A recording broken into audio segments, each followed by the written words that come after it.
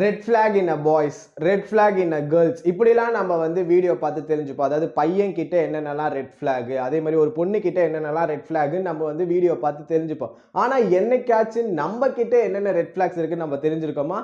No.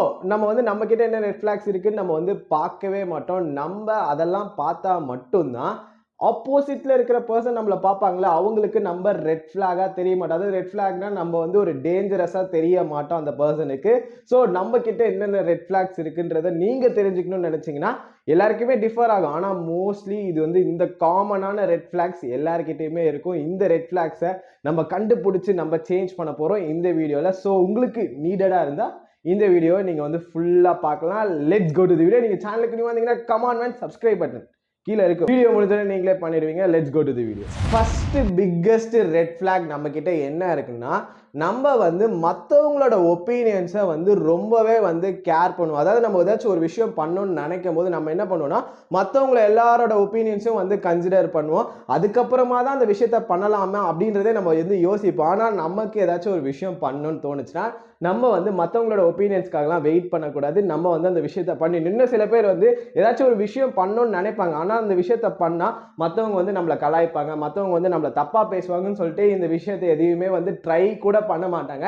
இப்படிலாம் நீங்கள் இருந்தீங்கன்னா இது வந்து ஒரு பெரிய பெரிய பெரிய ரெட் ஃபிளாக். ஏன் அப்படின்னா நம்ம நினைச்ச விஷயத்த நம்ம பண்ணலன்னா நம்ம தான் ஏதோ ஒரு பெரிய ஆப்பர்ச்சுனிட்டியை லாஸ் பண்ணுறோம். அது மட்டும் இல்லாமல் நீங்கள் நினைச்சிட்டு இருக்கீங்க மற்றவங்க வந்து உங்களை கேர் பண்ணுவாங்கன்னு நினைக்கிறீங்க பார்த்தீங்களா, அது வந்து ரொம்பவே பெரிய முட்டாள்தனம் தான். ஏன்னா யாருமே வந்து உங்களை பற்றி கேர் பண்ண போகிறதே கிடையாது. நீங்கள் இந்த விஷயத்தை ட்ரை பண்ணுறீங்க, இந்த விஷயத்தை இது பண்ணுறீங்க, ஃபெயில் ஆகிட்டீங்க அப்படின்லாம் வந்து யாருமே வந்து கேர் பண்ண போகிறது கிடையாது. ஏன்னா எல்லாருக்குமே வந்து பிஸியான லைஃப் இருக்குங்க. நீங்கள் தான் வந்து மற்றவங்களெல்லாம் ஒரு பெரிய விஷயமா கன்சிடர் பண்ணிட்டு இருக்கீங்க. ஆனால் அவங்க வந்து உங்களை கன்சிடரே பண்ண மாட்டாங்க. ஸோ இந்த ஒரு விஷயத்தை நீங்கள் தயவு செஞ்சு இப்பயே மாற்றுங்க. இது வந்து ஒரு பெரிய ரெட் ஃபிளாக். உங்களுக்கு ஏதாச்சும் ஒரு விஷயம் பண்ணணும்னு நினைச்சீங்கன்னா அதை வந்து பண்ணிடுங்க. மற்றவங்களுக்காகலாம் வெயிட் பண்ணாதீங்க. மற்றவங்களோட ஒப்பீனியன்ஸ்லாம் கேட்டுட்டுலாம் ரொம்ப நாள் வெயிட் பண்ணிட்டு இருக்காங்க.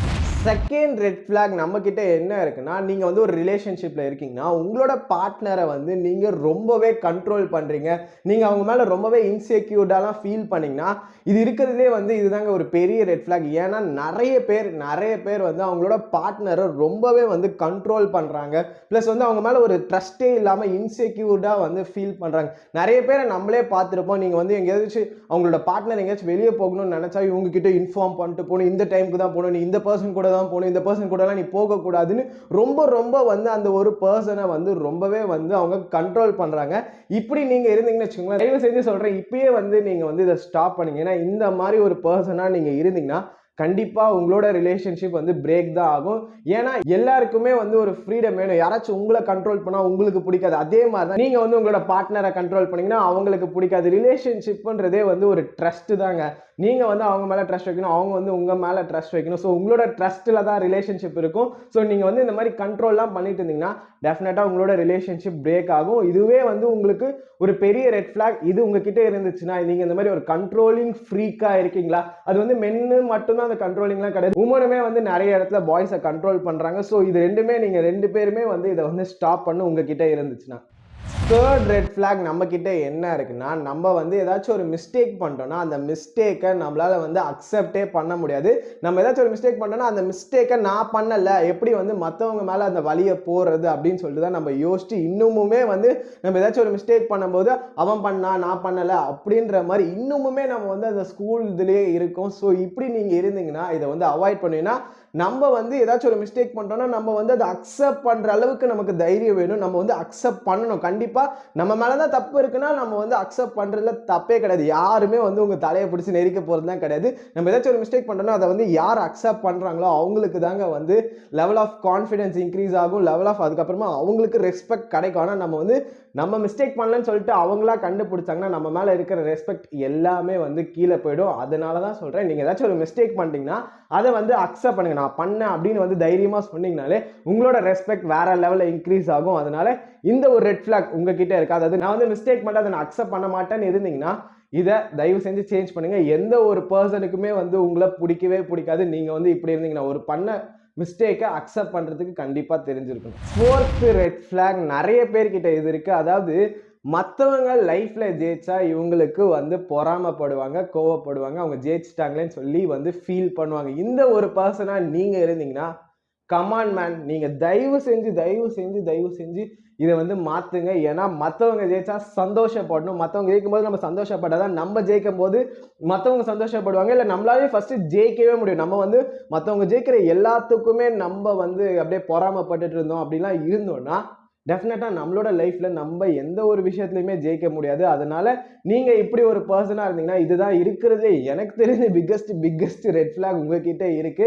ஸோ எப்பயுமே வந்து உங்க ஃப்ரெண்டு ஜெயிச்சாலோ உங்க எனிமையே ஜெயிச்சா கூட நீங்க வந்து சந்தோஷப்படுங்க. நீங்க வந்து சந்தோஷப்படும் போதுதான் கண்டிப்பா அது இன் ரிட்டர்ன் நமக்குமே கிடைக்கும். ஸோ நீங்க நினைச்ச விஷயத்துல அப்பதான் உங்களால ஜெயிக்க முடியும். ஸோ நீங்க வந்து மற்றவங்க ஜெயிக்கிறதுல வந்து பொறாமப்பட்டீங்கன்னா இந்த ரெட் ஃபிளாகை நீங்க சேஞ்ச் பண்ணி தான் ஆகணும். ஸோ இது இருக்கிறதுலே பெரிய red flag. Fifth red flag, நம்ம வந்து எப்பயுமே வந்து மற்றவங்களை வந்து கிரிட்டிசைஸ் பண்ணிட்டே இருப்போம்.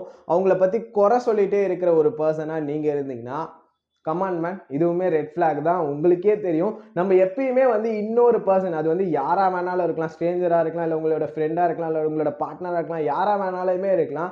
நீங்க அந்த பர்சனை எப்பயுமே, அதாவது வந்து உங்க வாயிலிருந்து ஒரு பாசிட்டிவான வார்த்தைகளே வராம எப்ப எந்த வார்த்தை வந்தாலுமே நீங்க வந்து யாரையாச்சும் ஒருத்தரை குறை சொல்லிட்டே இருந்தீங்கன்னா டெஃபினட்டா நீங்க வந்து சேஞ்ச் பண்ணும். ஏன்னா இதுவே வந்து ஒரு பெரிய ரெட் ஃபிளாக் தான். ஏன்னா நம்ம வந்து மற்ற பர்சன்ஸ் கிட்ட என்ன பெஸ்ட் இருக்குன்றத நம்ம வந்து பார்க்கணும். ஆனா நம்ம வந்து எப்பயுமே அந்த வியூல யாரையுமே நம்ம பார்க்க மாட்டோம். அந்த பர்சன்ட் ஏதாச்சும் வந்து நல்லதா இருந்துச்சுன்னா நம்ம வந்து அதை எப்படி வந்து குறை சொல்லலாம், அது வந்து எப்படி நம்ம வந்து அவங்கள கலாய்க்கலாம்னு சொல்லிட்டு அவங்க கிட்ட என்னென்ன நெகட்டிவ் இருக்குன்னு நம்ம இங்க எப்ப பார்த்தாலும் தேடிட்டு இருந்தீங்கன்னா கமான், இது வந்து ஒரு ரெட் ஃபிளாக். ஸோ நீங்க வந்து இதுல இருந்து சேஞ்ச் பண்ணணும்.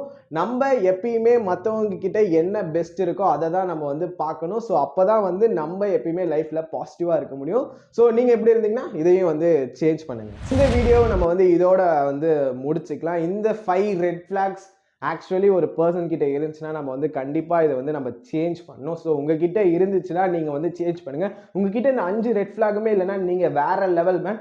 ஆனா கண்டிப்பா நம்ம கிட்டயுமே ரெட் ஃபிளாக்ஸ்லாம் இருக்கும். ஏன்னா நம்ம வந்து ஒரு ஹியூமன் தான். நம்ம வந்து அப்படியே நானிலாம் கிடையாது. எல்லாருக்கிட்டையுமே ஏதாச்சும் ஒரு ரெட் ஃபிளாக் இருக்கதா போகுது. ஸோ அதனால நீங்க வந்து எதுவுமே இல்லைன்னு சொல்லி நான் சந்தோஷப்பட்டுக்கலாம், எதுவுமே இல்லைன்னு சொல்லி சந்தோஷப்பட்டுக்கலாம். ஆனா கண்டிப்பா நம்ம கிட்டயும் இருக்கும். ஸோ உங்களுக்கு மோர் ரெட் ஃபிளாக்ஸ் நம்ம கிட்ட என்ன இருக்கு அப்படி பார்ட் 2 வீடியோ வேணும்லாம் நினைச்சீங்கன்னா கீழே வந்து கமெண்ட் பண்ணுங்க. நான் வந்து அப்கமிங் வீடியோஸ்ல அதையுமே எடுத்துட்டு வரேன். ஸோ உங்களுக்கு தேவைப்பட்டுச்சுன்னா கீழே வந்து கமெண்ட்ல சொல்லுங்க. சொல்லிட்டு இந்த வீடியோ முடிச்சுக்கிறேன். Think positive and maths your life happier. Until this, bye, it's Vijay. But subscribe பண்ணா வந்தீங்கன்னா subscribe பண்ணுங்க. Bye.